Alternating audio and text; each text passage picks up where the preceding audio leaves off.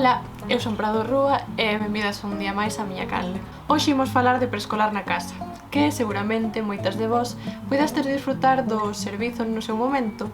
De feito, algunhas axudastes a facer este vídeo, así que moitísimas grazas a todas as que me proporcionastes fotos, datos ou incluso tiven a sorte de atopar a unha mestra, a unha educadora que traballou en preescolar da casa.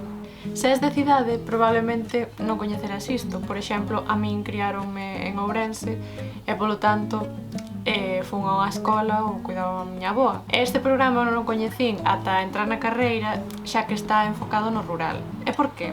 Porque nace pola desigualdade de oportunidades. O cura en bicicleta pois puxo en marcha este proxecto da man de Cáritas. Xa sei.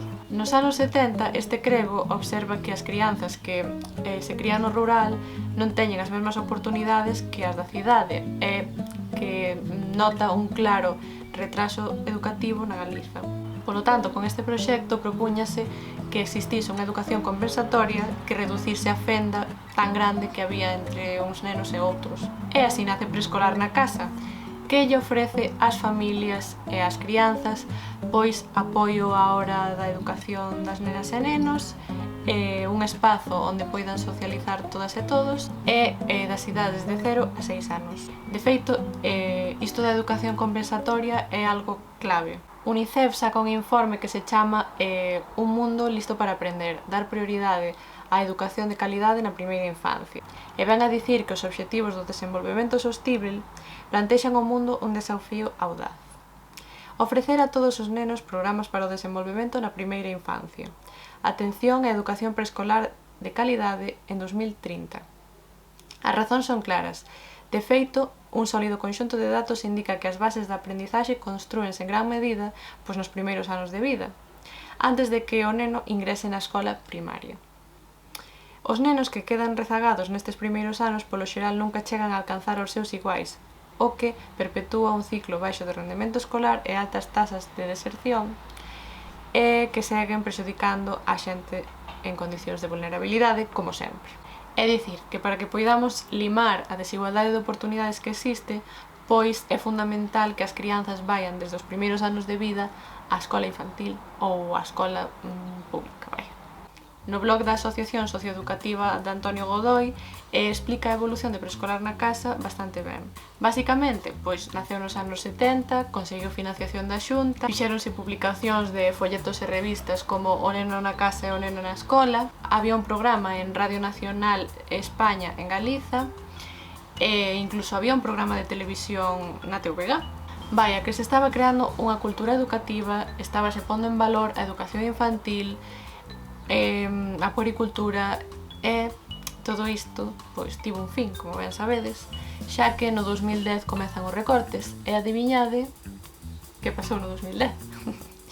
Pois que foi o primeiro ano de goberno de Feijóo, porque o bipartito remata no 2009 e a partir de aí pois comezan os recortes ata 2013, que foi onde desapareceu definitivamente Preescolar na Casa.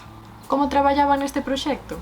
Pois tiven a sorte de que preguntei polo Twitter se alguén tivera Preescolar na casa ou se coñecía como funcionaba ou así, e faloume bastante xente dicindo, incluso me mandaron unha foto dun diario que tiña, moi lindo.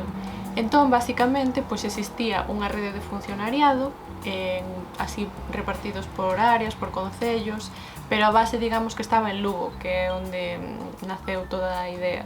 Cada 15 días tiña unha reunión nun local da contorna. Podía ser o local social, incluso en igrexas e ata nas propias casas das familias. De feito, unha das educadoras coa que puiden falar díxome que se dera de conta da importancia que tiña a participación da familia na educación das crianzas, porque moitas veces na escola, na educación formal, téndese a ser opacos, a non deixar que participen ou incluso a xerar tensión, sabes? Porque como que pensas que te van xulgar ou, é moi positivo que todas traballen nunha mesma liña para que así a crianza se sinta cómoda e non note que hai contradicións entre a súa casa e a escola que vai.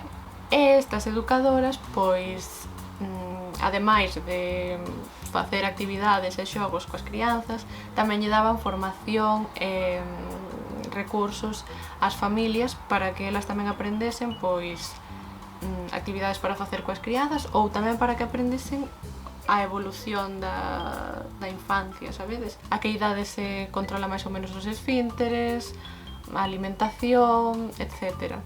E de feito a educadora díxome que tamén colaboraban pediatras, psicólogas, vamos, un tecido que era unha fantasía, vai.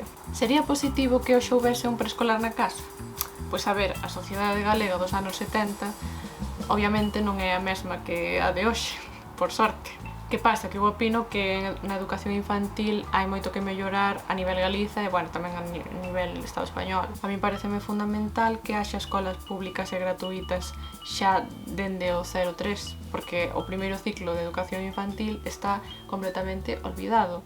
Que pasa? Que hai galiñas azuis, sí, pero moi poucas e nin sequera son gratuitas, son públicas, pero ti pagas en función da renda. Despois, no rural, eu creo que tamén hai bastantes carencias. Por que? Porque se non hai servizos, a xente non vai vivir ali.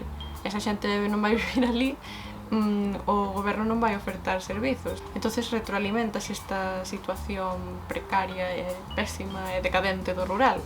Polo tanto, pois non sei se sería positivo reanudar preescolar na casa, pero sí facer outras políticas, mellorar a situación e tamén dar formación ás familias, que a veces parece que as apartamos da educación das crianzas cando son o centro. Por iso, a nivel Galiza e a nivel España, pois queda moito por mellorar. De feito, este é outro tema, pero lanzo así a ver que vos parece.